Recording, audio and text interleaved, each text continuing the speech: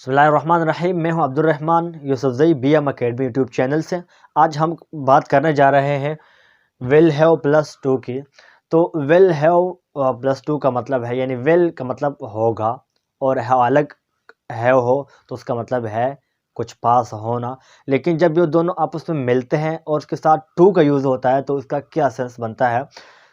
इसका मतलब है विल हैव प्लस टू की सब्जेक्ट ने किसी काम को करना होगा या करना पड़ेगा। फ़र्ज़ कर मैं आपसे कहता हूँ कि मैंने लिखना होगा या मुझे लिखना पड़ेगा, तो इसी तरह सेंटेंसेस में विल हैव और टू का यूज़ किया जाता है। एग्ज़ाम्पल देखते हैं किस तरह का जुमले में, किस तरह का सेंटेंसेस में इसका यूज़ किया जाता है।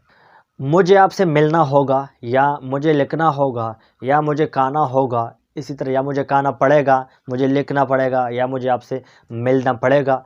तो I will have to meet you, मुझे आपसे मिलना पड़ेगा। उससे आपसे बात करनी होगी या करनी पड़ेगी, किसी की बात हो रही है, उससे आपसे बात करनी होगी या आपसे बात करनी पड़ेगी। They will have to talk you. They का यूज़ हमने इसलिए किया कि हम ज़्यादा लोगों की बात कर रहे हैं, दो या दो से ज़्यादा जमा की हम बात कर रहे हैं, तो इसलिए हमने दे का यूज़ किया। They will have to talk to you.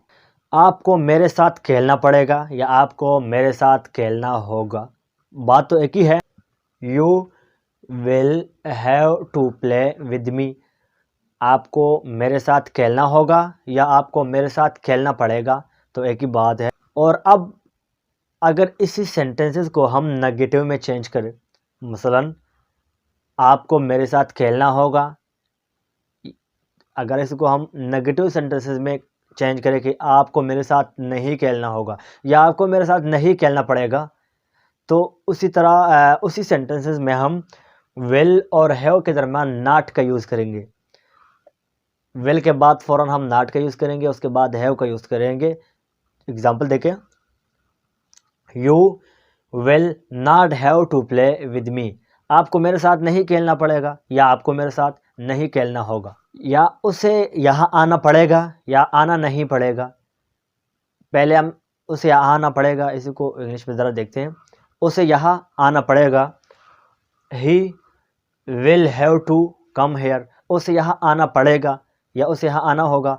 और अब उसे यहाँ आना नहीं होगा या नहीं आना पड़ेगा, he will not have to come here. Will के बाद फ़ौरन नॉट का यूज़ करना नेगेटिव सेंटेंसेस में। और अब अगर हम कहें कि अगर जाना होता या अगर जाना पड़ता, किसी को कहें कि अगर आपको स्कूल जाना पड़ता तो, या अगर आपको जाना होता तो इस तरह सेंटेंसेस में हम विल की जगह हम वुड का यूज़ करेंगे। फर्ज़ कर मैं कहता हूँ अगर आपने यहाँ आना होता तो, if you would have to come here, अगर आपको यहाँ आना होता तो, या अगर आपको यहाँ आना पड़ता तो फिर you would have to come hair.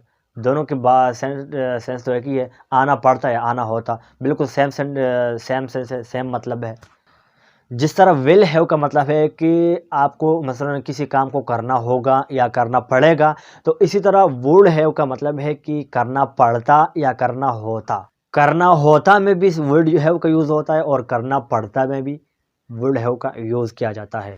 अब तक के इतना ही, मिलेंगे इंशाल्लाह अगली वीडियो में और बात करेंगे कैन और कोल्ड की। तब तक के लिए दीजिए इजाज़त। अल्लाह हाफिज़।